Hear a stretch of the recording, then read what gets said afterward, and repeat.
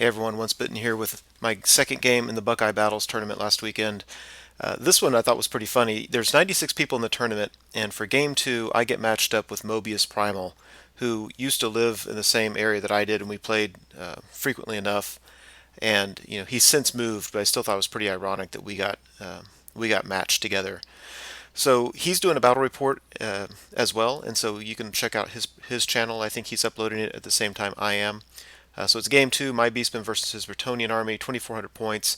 The scenario objectives are kind of weird. Just imagine the table separated into diagonal divisions, and you get points for being in the upper left and having your opponent not in your lower right, something like that. So it doesn't play a huge factor in the game, just in the scenario bonus points. So starting on the far left, he's got a trebuchet in the corner with some 5 fast cav. Then he's got 11 Knights of the Realm. He likes to take the banner of swiftness with them, so they're actually movement 9. He's got his general, he's got the heroic killing blow, and a couple extra attacks. And other than that, he's just immune to poison and killing blow.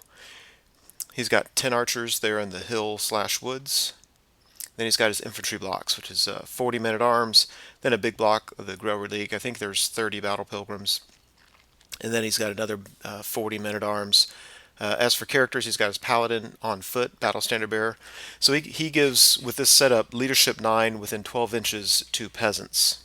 So if he can keep him alive back there, and against armies like mine where I really don't have any shooting, it's really not hard to do. He makes those infantry blocks stick around just for a real long time. He's got this damsel on horse. He always starts this damsel out attached to one of his infantry blocks. She's got the prayer icon of Quinellus, so she gives them the same word save that Bretonnian Knights get, and then he'll separate her from the unit on his first turn. And so you've got the Grower Leak and one of his men-at-arms units that both have a 6 upward save, 5 upward save against anything strength 5 or better. Now somewhere on the board he has another level 2 damsel on foot with a dispel scroll. I just can't see her in these pictures. I think she's kind of near the BSB, but I'm just really not sure. She might be hidden behind one of these trees or something. Anyway, in the upper right, he's got another unit of 10 bowmen hidden by that tree. And he's got more fast cav, trebuchet in the corner, and 5 peg knights. So on the far right, I didn't even put my whole list in here. I figure if you're watching my battle reports, the last 10 reports have had the same dang army list. I've got harpies on the right, bestigors on the left of that picture, on the right of my deployment zone. My general's in with them. He's level 4 beasts. 5 minotaurs in my doom bull. 39 gore with extra hand weapons, full command with my battle standard bearer. He's got the beast banner. I've got a 20-man unit of gore on the left with my level 2, and he is in the front row, top right in that unit in the lower left-hand corner. Then I've got a Tuscarora chariot and 5 harpies. So we go to Beastman turn 1, and I move up, as you can see there. Really, my harpies charged, I believe, his fast cav and failed, and that's why my bestigors did not move up any farther, because they really just, kind of got stuck behind the harpies. Otherwise, I really want my guys up as quickly as possible. I want to get him churning through his infantry tar pits. I kind of set up a gambit with my battle standard bearer horde of gore. I'm far enough away from his infantry blocks that I didn't think he was likely to be able to complete a charge. And then if he wants to, he can bring his knights in there. So I guess my fear was that he'd get an infantry block in there and negate my steadfast, and then bring knights in, do enough wounds, win the combat, and take down that big unit. My assumption was that if he came in with knights alone, that there was a real good chance that I would be steadfast after that round of combat, especially since I have a magic phase. I can get maybe a Weissens or a Curse of Honor here off on the knights. Anything like that would help me be steadfast, and if I'm steadfast, then turn 2, I've got that unit on the left and or my Minotaur unit that could flank charge him and take down his general. So that was the gambit I was setting up. I honestly don't remember what happened during my magic phase, but I don't think anything did. I know for certain that neither of those, that buff nor that hex, went off. So that made me nervous because now he can charge in there. I know that Strength 4 is the bane of Bretonnian Knights because it's good enough to get past, enough wounds past their armor save and to keep them with a 6+ ward. But that's still going to be tough because we're both starting with 4 ranks. Anyway, here on the far left, I just fly my harpies up as much as possible. I really, if he charges with his fast cav, I'm going to have 10 attacks with that are going to go before he does. So I think even if he charges me, I should win that combat very easily, and then on my next turn be able to charge the trebuchet.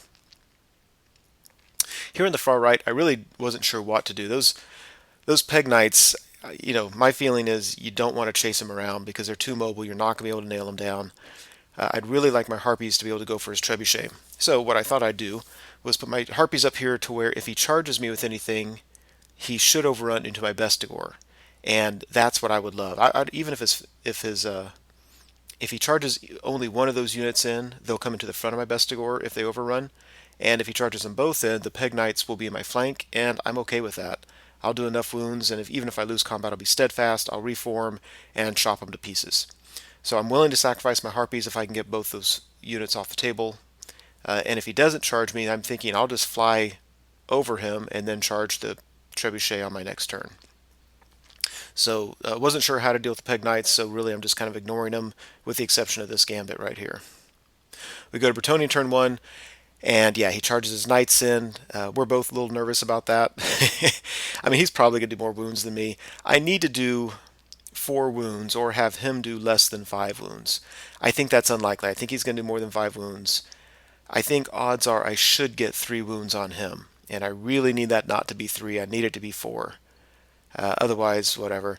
You see, parks his fast cav in front of my Minotaurs. He wants me to charge them, I think, and then just have to overrun D6 and then just get flank charged. And for the most part, I'm actually not really afraid of that because if he does, I'm just going to have so many attacks that I think I'll win combat even if he does have a charge, a flank, 3 ranks, and a banner. I think I'll still win combat. I could be wrong, but really wasn't worried about the fast calf too much. Although my thinking is I'll charge with my Bestigor and my Minotaurs. That way I can overrun first the Bestigor, and they'll kind of angle to the left because we'll go center to center. And then the Minotaurs probably won't even move at all. And so if I feel the need to protect the Minotaurs, I'll just do that. Here on the left, he charges me. I'm not really afraid of that combat. I mean, anything could happen, but I think for the most part, we both have 10 attacks, and we're both hitting on 4s. He'll be wounding on 3s, but I'll get to go first. So we'll see. Here's the one that I'm really holding my breath, scaring me a little bit. So other pictures, and yeah, here on the right, what he did I thought was pretty smart actually. He kind of negated everything I tried to do. He didn't charge in there so I could kill his Peg Knights. But he angled his peg knight so that if I fly up so that I can charge his trebuchet on my next turn, he'll just countercharge with his peg knights. I hadn't foreseen that. I think it was a pretty sweet move. In hindsight, I think it probably would be better just go ahead and do it and let him take my harpies and keep his peg knights out of combat for an extra round. But what he also did, even though it doesn't look like it in this picture, is he offered his flank to my harpies. In this picture, it really doesn't look like it, but in the game, we measured it out, and I'm in his flank. So it's a gamble, because if I decide just to go ahead and charge his Peg Knights, I'll have a charge and a flank, and I'll have 10 attacks. But it's going to be tough for me to wound him and get past his armor save, and he's going to have 6 attacks plus 2 stomp attacks on me. So we'll see. During his shooting, puts a wound on my chariot. Drops a stone on my Bestigor and kills a good 11 of them, which was just painful.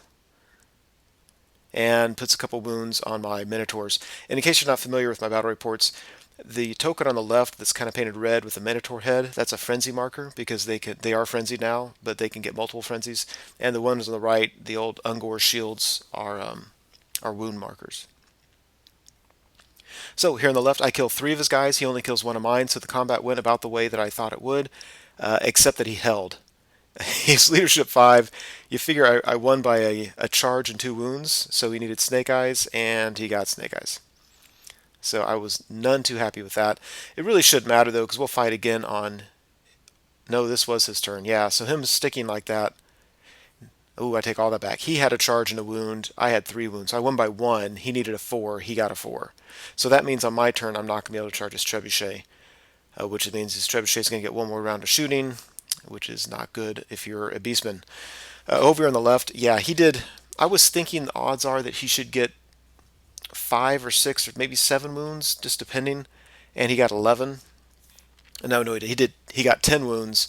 I did exactly three. Three is what I should have gotten. I was hoping to get one more. If I'd gotten one more, I would have been steadfast. It wasn't to be. I broke thereby killing my battle standard bearer, which I was very unhappy about. And then I was really surprised. He didn't pursue and get those points off the table. And the reason he didn't, because if he had, I would have been able to countercharge with that leftmost unit of gore, and had a real good chance of beating his general's unit in combat just like that. Especially because I'm going to charge in, and during the magic phase, I'm going to get some kind of monster off. If I get enough dice, I'll get the Mountain Chimera. If I don't roll very high, I'll use my Power Scroll and become a Horned Dragon. Either way, I'll do plenty of wounds and probably take down his general's unit. So I hate losing my BSB, but at least I keep the points for the Gore Horde there. And we go to Beastman turn 2. So I decided just to go ahead and take the Gore unit into his general, even though it's in the front. My plan is still the same. During the magic phase, I'm going to turn into a Mountain Chimera and absolutely go to town on those guys. The Mountain Chimera gets so many attacks at such a high strength, I'll probably, being able to, more than likely, being able to reroll to hit, because I should be within 12 inches of my general, and that's leadership 9. I could probably just allocate half the attacks at his general to kill him so he doesn't get heroic killing blow on my guy, and I can still kill half that unit of knights. My Horde of Gore rallied, and I reformed them into ranks. I charged my Vestigore and my Minotaur into his fast cav, and it looks like that. So, I'm not overly worried about that unit on the left.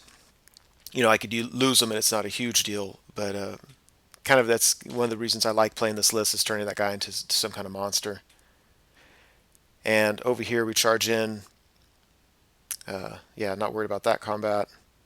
And I go ahead and charge the flank of the Peg Knights, really because I didn't know what else to do with my Harpies. I mean, if I just ignored him and went up to threaten his Trebuchet, he was just going to easily kill my Harpies, and I didn't need any redirecting. So we go to the magic phase. I throw 6 dice at Mountain Chimera. I get it, and then on my miscast roll, I roll a 4, and I kill half my unit, and my Mountain Chimera wizard gets sucked into the void. I was a little bit miffed at that point. It's like I love that ploy against people. That was just so beautiful. He would have so many attacks, strength 7, real high initiative, just would have chewed through those knights. And really, I had to roll a 4 or less, and then roll under a 3 to get sucked into the void. So now I just fed him a level 2 and this unit, because this unit is not going to stand up to his general and his knights. Over on the left, yeah, we're still duking it out with those fast cav. I can't believe it. Like, they're the toughest 2 fast cav in the history of Bretonnia. So after combat, yeah, his general's unit easily beats my Gore unit and run him down. So now, at this point, I'm actually kind of getting worried about the game. Really worried, actually. I mean, I'm down my BSB, a level 2, and a small unit, but I'm just really not in a good way. He's got a bunch of infantry, 2/3 of which have ward saves. They're all going to be steadfast or stubborn for a long time, and it's just really getting bad. Just notice on the left, my chariot failed a panic test. My Harpies lost combat to the Peg Knights. I'm not sure that was unexpected. I was kind of hoping to get lucky there. And sorry about the blurry picture, but after we beat the fast cav, we overrun. The Minotaurs go straight ahead. The Bestigors, they angle, and then they touch that men-at-arms unit and go into them. So that has me a little bit nervous. He could charge a unit in my front, a unit in my flank, and just beat this unit through combat res and have a very, very good chance of running him down. And he decides not to do it. We go to Beastman or Bretonnian turn 2. He goes and charges men-at-arms into what used to be my Gore Horde, and that's going to be tough because he's going to be steadfast 9 rerollable, because you can see he brought his battle standard bearer up closer to that unit. And all he has to do is hold this turn and next turn, and then he can charge his general's unit into my flank. So I think he's pretty much got those points. If you look at the top left, I got the charge into his men-at-arms with the ward save, but his Peg Knights come to the flank of my Bestigore unit, and he decided not to charge my Minotaurs, just to step up so that the Minotaurs can't do anything except charge that unit later. And so at this point, I'm thinking, I think that's the game. I think I've just been outplayed, and it's over. He should have plenty of wounds against the Bestigore with the Peg Knights, and he should have plenty of ranks, so I won't be steadfast. He's going to win. I'll probably break. Everything bad seems to be happening so far. Like when we charged the fast cav, he had two of his fast cav guys allocate their attacks on my general, who's toughness 5, so he needs 6 to wound him, and he got 2 wounds on my general. So my general's up there in combat, sitting on 1 wound left, in a unit that just got flank charged. It's just, yeah. I was pretty quiet at this point in the game. I'm thinking I just threw this game away. I know he'll be steadfast this turn. If I'm lucky, he won't be steadfast next turn, and that's the most I can hope for. Yeah, Peg Knights in the flank of the Bestigors.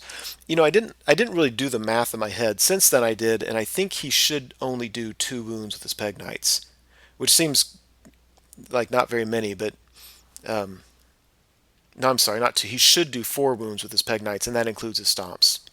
Really, because he's going to miss half his hits, and then he's anything strength 4 is going to miss half his wounds, and I'm going to make maybe an armor save. So 4 wounds still should win the combat for him, but it wasn't. I mean, when I saw it, I just assumed he was going to do a ton of wounds. During shooting, he actually picks off a Minotaur, and then after combat, if you notice during the magic phase, he got Curse of Honor here off of my Bestigor. That doesn't concern me too much because I can reroll to hit. But then I actually won combat, and his Peg Knights broke, almost ran off the table. I couldn't believe it. I felt like everything in this game was going bad, and then this. His Peg Knights came in and only did 2 wounds to me, which was really, really subpar. Again, I think he should have done 4. I don't think it was 5 or 6 or anything. It doesn't matter. He only did 2. I did so many wounds against the men-at-arms that I just won through sheer combat res, and the Peg Knights broke. Of course, the peasants didn't, so I couldn't pursue the Peg Knights. But yeah, that helped tremendously. I went ahead and reformed. I can't get my general out of the combat, so he's just taking 2 guys, allocating attacks my general. He just needs to hit and then get a 6 to wound, and I'm without any kind of magic phase. Over here he charged in, and it was somewhat predictable. I think I won combat. He was steadfast. And over here we finally killed one more fast cav. He broke, and I couldn't run him down, but that's okay because it's Bretonnian turn 2. It's my turn next. I'll be able to charge the trebuchet. And overall, it looks like that. That might actually be my turn because it's hard to tell. My Harpies rally on the right-hand side. Here on the left, I just have circled the 2 wounds on my general there at the top right. Kind of worried about that. Minotaurs charge into his what he calls his honor guard, or his Grail Relique unit. Not really worried about losing that ever. I'm just worried that he's going to hold me up long enough because again, these guys are stubborn, 9, rerollable. And if I'm there long enough, his general will come in my rear, and it won't be very pretty. The good news is I got the other Trickster Shard on my Doom Bull, and so the way I've always played it, although we had a very minor rules dispute as whether this was legal, but I just say that the Minotaurs on either side of my Doom Bull, attack models that are touching my Doom Bull so that they have to reroll their ward saves. So if anybody knows if that's legal or not legal, it'd be nice to know. That's the way that I've been playing it, which certainly helps.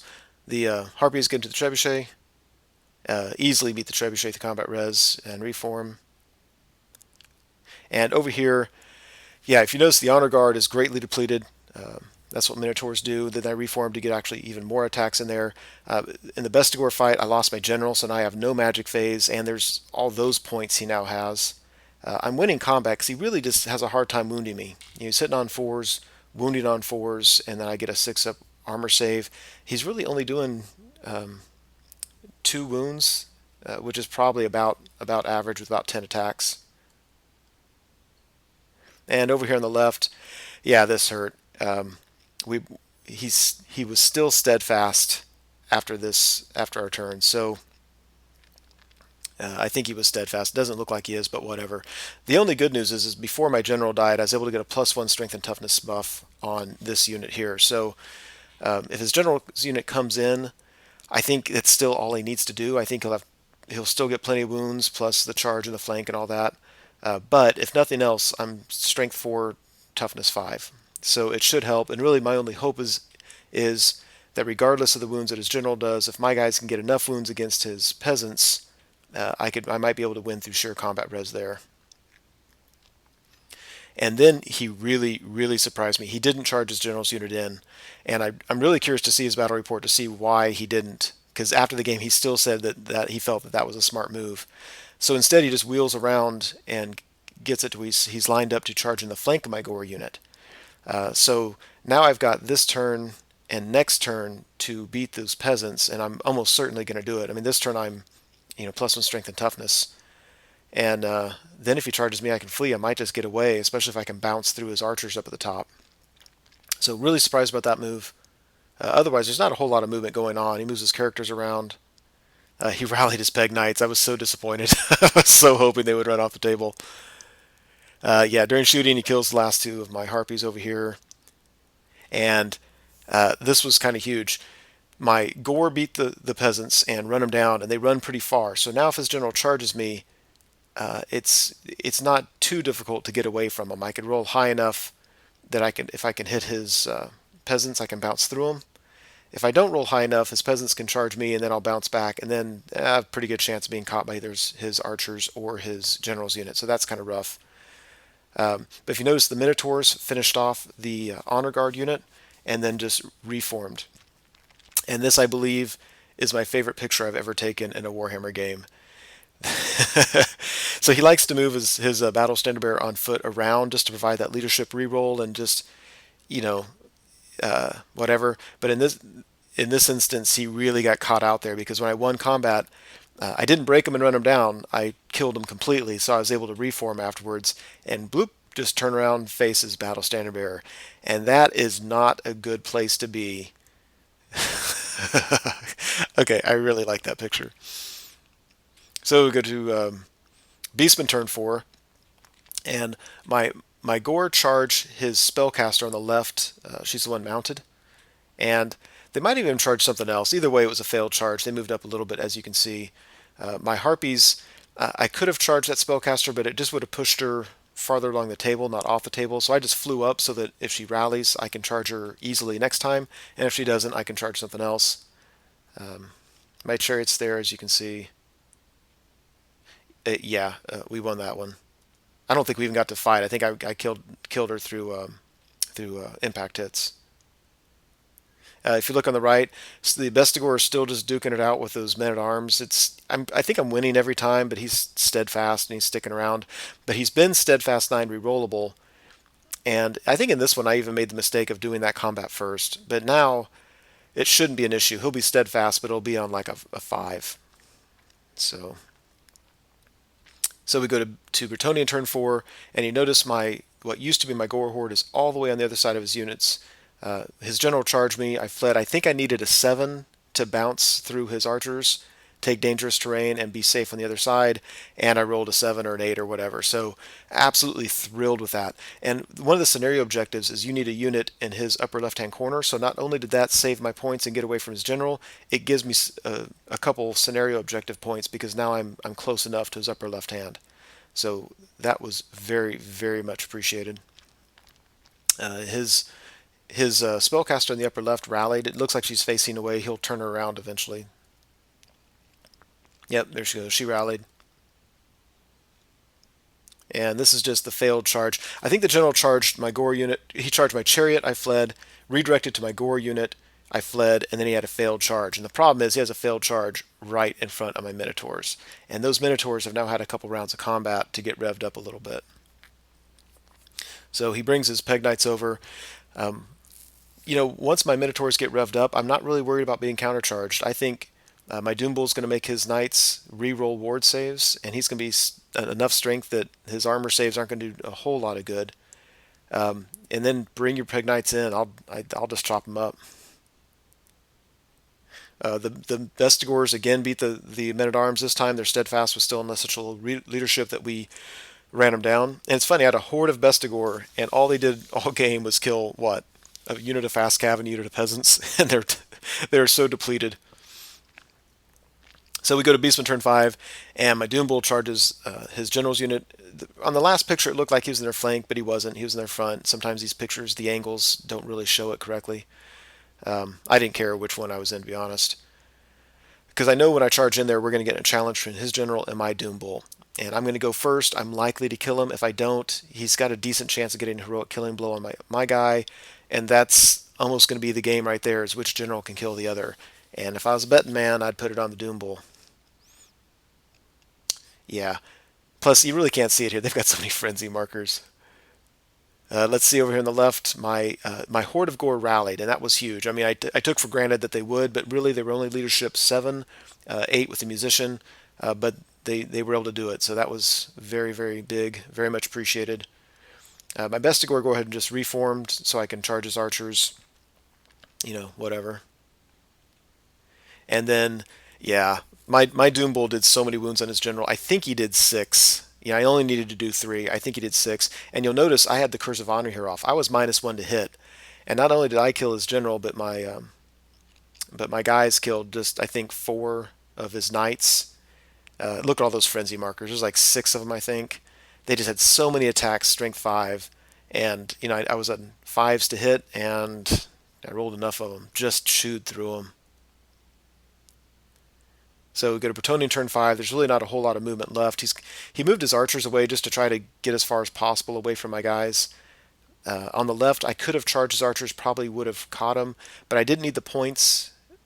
The points might have helped a little bit, but I felt it would be better to get the objective points, which I needed to stay where I was in order to get them. Yeah, so it looks like that. My chariot did not rally yet. Yeah, after this was, I'm sorry, the chariot not rallying doesn't make sense. This is Bretonnian turn 5. So yeah, we chopped through the rest of the knights. I think my Doom Bull probably just did it all by his lonesome. They're at 7 frenzy markers. Now I'm facing his Peg Knights, and there's no way he wants to charge his Peg Knights into that nastiness. Those regular Minotaurs are base 3 plus the extra hand weapon 4 attacks plus 7 frenzy markers. I usually cap them out at 10 attacks each. That's a lot of attacks coming your way. So he flies his guys, far away as possible. On my turn, my Doom Bull charges his Peg Knights. It's a failed charge. If you look at the top, my Bestigor charges archers. They flee. I catch them, so those points are mine. On the top left, I do not charge those archers because I want to stay in that corner and get the objective points. My Harpies finally kill his level 2. During the magic phase, this is Bretonnian turn 6.